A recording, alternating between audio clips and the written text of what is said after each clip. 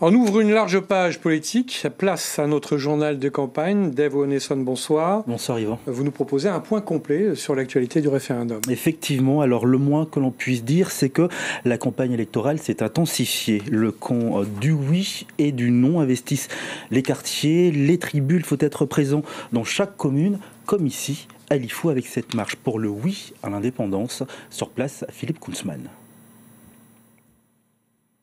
Sous les astres de Hapecha, l'une des dernières réunions sur le terrain du comité nationaliste des citoyens de Lifou. Jeunes et anciens Nedjéhou ont les traits tirés après des mois passés à battre la campagne. La présence de frères nationalistes du Pacifique ou de Méditerranée est accueillie par le soleil et l'enthousiasme. Le combat corse, émaillé lui aussi d'épisodes violents, est là pour rappeler ce référendum gagné dans la négociation comme une chance unique. Qu'ils soient blancs, qu'ils soient noirs, qu'ils soient d'origine corse ou pas d'ailleurs, ils ont une possibilité, c'est un vote. Et donc ce vote, il leur appartient. Nous ne sommes pas ici pour faire de l'ingérence, mais pour dire qu'il y a aujourd'hui une possibilité qui est offerte à ce peuple, là où à travers le monde, bien souvent pour arriver à la liberté, il faut combattre. Ici, ça peut se faire à travers les urnes. Après la marche galvanisatrice, l'autre tête d'affiche, Temaru, le Tahitien. Certains l'appellent Oscar Huach, le respect dû aux aînés. Combattant et supporter de longue date, sa parole d'océanien s'adresse à toutes les communautés. Vous avez l'occasion d'être propriétaire, c'est aussi ça le droit de souveraineté. Propriétaire de ce pays, de 2 millions de kilomètres carrés, que vous pourrez léguer. C'est le plus beau cadeau, c'est le plus bel héritage que vous pouvez léguer aux futures générations, à vos enfants, aux arrière-petits-enfants. Voilà ce beau cadeau, ce pays magnifique qu'est la Kanaki. Un message que les battements du Cœur de Peigne, la troupe de danse de Hapecha, vont relayer jusqu'au dimanche 4 novembre 2018. Voilà, le 4 novembre prochain, des délégués de l'État et des observateurs de l'ONU seront présents dans les bureaux de vote. Des assesseurs seront également là. D'ailleurs, le Rassemblement Les Républicains a organisé hier une réunion d'information en direction de ces 164 assesseurs. Objectif, être vigilant à la moindre anomalie ou à la moindre pression qui pourrait être exercée sur un électeur. Brigitte Wap et José Solier. 164 personnes affiliées au rassemblement seront présentes dans les bureaux de vote des 33 communes du pays lors de la consultation du 4 novembre. Leur rôle, participer à la direction et au contrôle des opérations électorales. Un exercice que connaît bien Frédéric Menaché, assesseur depuis plus de 25 ans. C'est vérifier les listes, les signatures, le travail par lui-même, il ne change pas. Ça devrait bien se passer, il n'y a pas de problème. Je pense que tous les partis politiques le souhaitent. Par contre, pour d'autres, ça sera une première, un engagement avant tout citoyen. Ce rôle, c'est un tout nouveau rôle pour moi. On est citoyen, on a le droit de voter et c'est un devoir à la fois. J'étais un jeune de 12 ans pendant les événements. J'ai quand même des souvenirs. Et là, je m'investis pour mon pays, pour ma Nouvelle-Calédonie, pour mes enfants, pour leur avenir. Pour le rassemblement, la consultation référendaire ne doit pas être entachée, d'où l'appel à la vigilance. Nous avons attiré leur attention sur le fait qu'il fallait être très vigilant à la moindre anomalie qui pourrait se passer, la moindre pression qui pourrait être exercée sur un électeur. Voilà, ils vont être très vigilants parce que ce que nous voulons, c'est que chaque électeur puisse voter en son âme et conscience librement. Évidemment, nous souhaitons que le non l'emporte très largement le 4 novembre. Un scrutin sous haute surveillance. En effet, en plus des membres traditionnels des bureaux de vote, seront présents un délégué de l'État, de la commission de contrôle et des observateurs de l'ONU. Alors comme chaque soir, Dave, les partisans du oui et du non nous éclairent sur une thématique en particulier. Et ce soir, il sera question du système monétaire. En effet, Yvan, cette question, quelle monnaie pour la Nouvelle-Calédonie ? Franc CFP, euro, dollar, ou faut-il créer notre propre système monétaire ?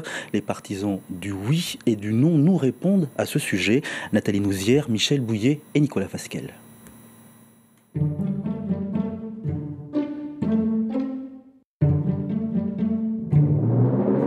Le franc CFP, comme c'est le cas aujourd'hui, qui est une monnaie désormais bien établie dans notre pays, ou alors demain, si les Calédoniens en sont d'accord, l'euro, parce que c'est une monnaie forte, puissante, l'une des principales monnaies à l'échelle de la planète, et que nous pourrions, dans cette hypothèse-là, peut-être avoir un meilleur fonctionnement de notre économie. Une monnaie, c'est essentiel pour un pays. Une monnaie, c'est la préservation du dépôt des épargnants. On a vu un certain nombre de monnaies à l'échelle de la planète qui fluctuent un peu trop, et à la sortie, le peuple s'en trouve appauvri. Et une monnaie, c'est essentiel pour le fonctionnement de l'économie de l'entreprise. Donc, à notre sens, plutôt qu'une monnaie qu'on créerait nous-mêmes dans le cadre d'une Kanaki qui sortirait des urnes, ce qui ne sera pas le cas, ou d'un panier de monnaie qui serait créé comme le proposent les indépendantistes, je crois que ce serait extrêmement hasardeux pour un pays comme le nôtre et que ça affaiblirait notre économie, d'une part, et probablement également l'épargne des Calédoniens. Tous les experts que nous avons rencontrés nous ont dit qu'il n'y a pas de système monétaire sans inconvénients. L'important, c'est que notre monnaie prenne en compte l'ensemble de nos échanges commerciaux internationaux. Tous les pays indépendants ont une banque centrale. L'Institut d'émission d'outre-mer peut devenir notre banque centrale. Aujourd'hui, quand vous faites un crédit, vous ne le savez peut-être pas, mais il est bien libellé en euros. Ça veut dire qu'on a l'euro sans les inconvénients. Nous, ce qu'on propose, c'est que progressivement, on fasse évoluer le franc CFP vers un panier de monnaie qui intègre l'ensemble des monnaies avec lesquelles, les devises avec lesquelles nous commercialisons. Nous faisons notre commerce extérieur, c'est-à-dire les dollars, la zone dollar, mais aussi la zone Asie-Pacifique. Et ça, nous ne le ferons pas tout seuls. Nous le ferons avec le concours du Fonds monétaire international et sur ses conseils. Et puis pour rappel, Dave, le 4 novembre prochain, 174 154 Calédoniens précisément seront appelés aux urnes. Et ce 4 novembre sera une victoire en soi, car les Calédoniens iront voter librement tout en respectant les convictions de chacun. Ce soir, rencontre avec une grand-mère qui votera oui à l'indépendance. Elle s'appelle Marie Poindy, elle vit à Koné. Elle est au micro de David Sigal.